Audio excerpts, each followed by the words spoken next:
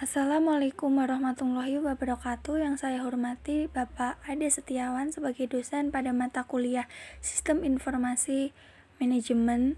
Kami dari kelompok 12 ingin memaparkan hasil diskusi kami dengan materi manajemen proyek.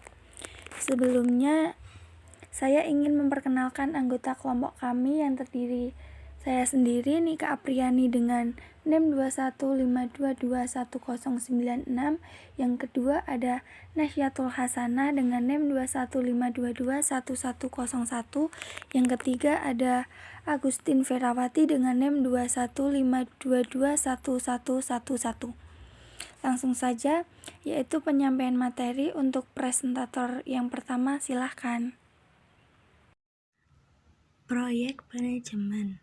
Perbedaan proyek dan operasi. Operasi adalah pekerjaan yang berulang, sedangkan proyek adalah pekerjaan yang bersifat sementara. Lebih jauh bisa dikatakan proyek adalah rencana serangkaian kegiatan yang unik, kompleks, dan saling terhubung, yang memiliki tujuan yang sama dan harus diselesaikan pada waktu yang telah ditentukan. Kedua yaitu kegagalan proyek. Studi menunjukkan bahwa tingkat kegagalan proyek-proyek pada sistem informasi sangat tinggi. Pada banyak organisasi dapat dilihat jika implementasi proyek-proyek sistem informasi banyak melewati target waktu dan biaya dari yang sudah dianggarkan, ataupun kalau selesai sesuai target waktu dan biaya, namun sistem tidak bekerja sesuai dengan kebutuhan. Selanjutnya yang ketiga yaitu manajemen proyek. Manajemen proyek mengacu pada penerapan pengetahuan, keterampilan, peralatan, dan teknik untuk mencapai target tertentu dengan anggaran dan waktu yang terbatas. Materi selanjutnya yaitu mengenai siklus hidup manajemen proyek. Tahap dalam Project Management Life Cycle atau PMLC. PMLC terdiri dari langkah-langkah sebagai berikut. Yang pertama yaitu adanya Project Intention. Tujuan tahap ini adalah untuk menentukan dan mengesahkan proyek. Informasi awal proyek bisa didapatkan dari beberapa tempat. Misalnya yaitu dari Project Statement of Work, kemudian kasus bisnis, kemudian adanya kontrak. Kemudian, manajer proyek mengambil informasi yang disediakan dan membuat project charter, mengotorisasi proyek, dan mendokumentasi kebutuhan awal proyek. Umumnya mencakup informasi seperti tujuan proyek, visi dan misi proyek, tujuan terukur dan kriteria keberhasilan, deskripsi tingkat tinggi, kebutuhan dan risiko proyek, ringkasan jadwal milestone dan anggaran, kemudian nama dan otoritas sponsor proyek. Kemudian yang B yaitu project planning. Tujuan dari tahap ini adalah untuk menentukan pendekatan yang akan Anda ambil dan menentukan semua rincian tentang bagaimana proyek akan dilakukan. Project planning memiliki dua bagian. Yang pertama yaitu strategi planning dan implementation planning. Kemudian yang C adanya project execution. Tujuan dari tahap ini adalah untuk melaksanakan kegiatan yang ditentukan selama tahap project planning. Project execution adalah di mana sebagian besar waktu, uang, dan orang-orang dikerahkan pada suatu proyek. Disinilah aksi sebenarnya akan berlangsung. Kemudian yang D yaitu project closure. Tujuan tahap ini adalah untuk menentukan atau menutup proyek secara formal. Selama project closure adalah beberapa kegiatan utama yang dilakukan. Yang pertama yaitu verifikasi bahwa kriteria penyelesaian terpenuhi, kemudian buat laporan penutupan proyek, kemudian mengumpulkan dan mengapresiasikan artefak proyek, yang terakhir melakukan evaluasi proyek. Yang selanjutnya yaitu mengenai materi mengelola resiko proyek. Yang pertama yaitu dimensi resiko proyek. Tingkat resiko proyek dipengaruhi oleh ukuran proyek, struktur proyek, dan tingkat keahlian teknis dari staf sistem informasi dan tim proyek. Faktor-faktor yang menentukan resiko proyek antara lain, yang pertama, ukuran proyek. Semakin besar proyek, semakin besar pula resiko proyeknya. Yang besar dapat dilihat dari anggaran yang digunakan, jumlah staf pelaksanakan, waktu yang dialokasikan untuk pelaksanaan. Yang kedua yaitu struktur proyek.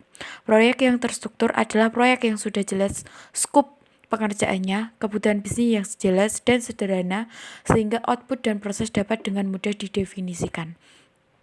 Yang ketiga yaitu pengalaman dengan teknologi. Proyek yang melibatkan penggunaan teknologi tinggi yang mutakhir akan lebih beresiko. Kemudian yang B yaitu manajemen perubahan.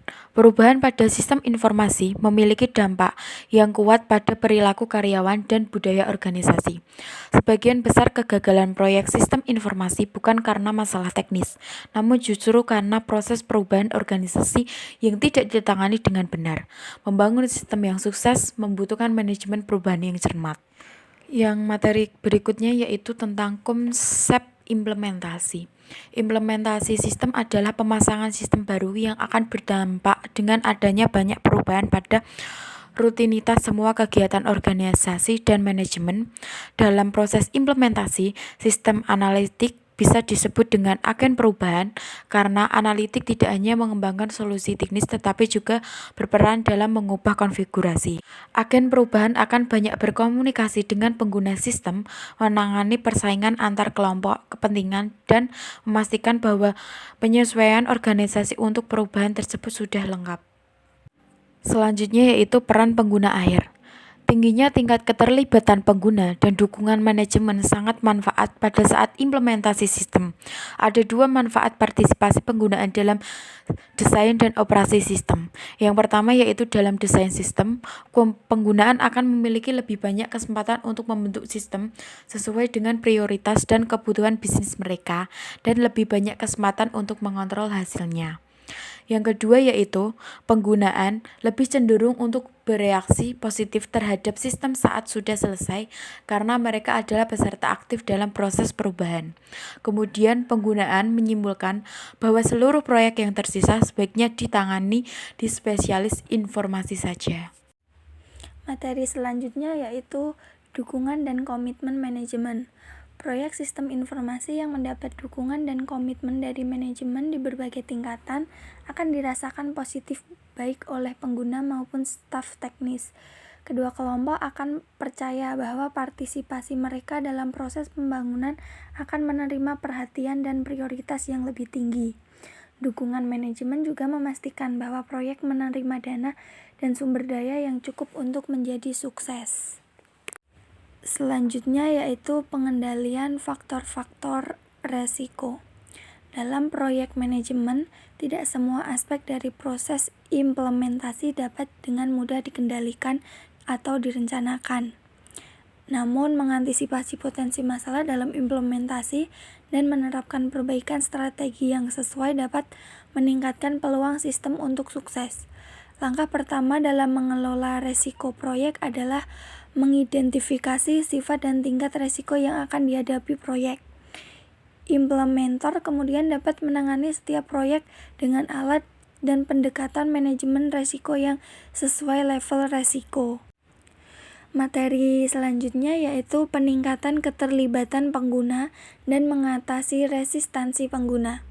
Strategi untuk mengatasi resistensi pengguna termasuk partisipasi pengguna atau untuk memperoleh komitmen serta untuk memperbaiki desain, yaitu dengan pelatihan kepada pengguna, memberikan SK penunjukan dari manajemen, dan memberikan insentif bagi pengguna yang bekerja sama.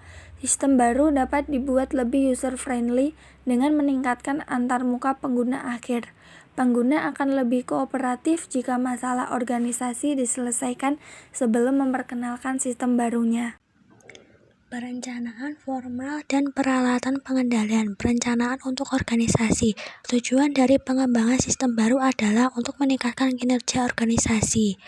Faktor organisasi dalam perencanaan dan implementasi sistem informasi sebagai berikut. Pertama, partisipasi dan keterlibatan semua karyawan. Kedua, desain pekerjaan. Ketiga, standar operasional kerja. Keempat, ergonomi. Kelima, kesehatan dan keselamatan kerja. Keenam, pemenuhan regulasi pemerintah. Peralatan kontrol dan pengendalian proyek. Dua metode yang paling umum digunakan untuk mendokumentasikan dan memantau rencana proyek itu adalah yang pertama, Gantt chart. Gantt chart berupa daftar kegiatan proyek yang dilengkapi dengan tanggal awal dan tanggal akhir kegiatan tersebut. Yang kedua yaitu Bar diagram merupakan gambaran proyek sebagai diagram jaringan yang terdiri dari node yang bernomor berupa 4 persegi panjang yang mewakili kegiatan-kegiatan proyek. Perangkat lunak untuk manajemen proyek. Perangkat lunak yang dikhususkan untuk mengelola proyek harus memiliki kemampuan utama antara lain: pertama, menyusun kegiatan proyek; kedua, menetapkan sumber dayanya; ketiga, menetapkan tanggal awal dan akhir suatu kegiatan; keempat, pelacakan progres; dan yang terakhir yaitu 5, memfasilitasi modifikasi baik kegiatan dan sumber daya. Demikian presentasi dari kelompok 12. Saya selaku moderator memohon maaf apabila ada salah kata. Terima kasih. Wassalamualaikum warahmatullahi wabarakatuh.